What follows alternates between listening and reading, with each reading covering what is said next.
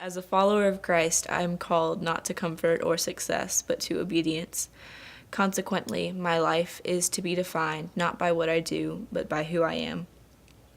Henceforth, I will proclaim his name without fear, follow him without regret, and serve him without compromise. Thus, to obey is my objective, to suffer is expected, his glory is my reward. Therefore, to Christ alone be all power, all honor, and all glory, that the world may know. Amen. My name is Caroline Parker, and I have grown up at Spotswood.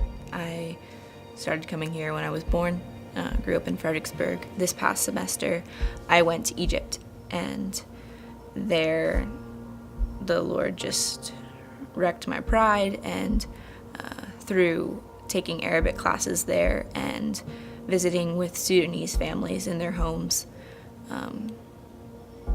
walking out in the street, helping teach English, just so many things there and so many things in Kansas City and in Fredericksburg, working with others, or the Lord placing me in really hard places where I have to rely on the Spirit, helped shape that desire and boldness that He gave me to speak to other people. When I was overseas, I had such good community and such good accountability with my teammates. And coming back, I knew that I wasn't going to have that and was very scared because I didn't want to fall back into the same ruts that I was in before I left. I met with Jared just to talk about my time in Egypt, and he asked me if I would consider being a leader. Even as he said it, I knew that the Lord was, this was the Lord's plan, because it would give me community and give me a chance to disciple girls where continue being faithful and continue discipling people. And so I think my time in Egypt helped prepare me for that. I learned a lot about discipling and learned a lot about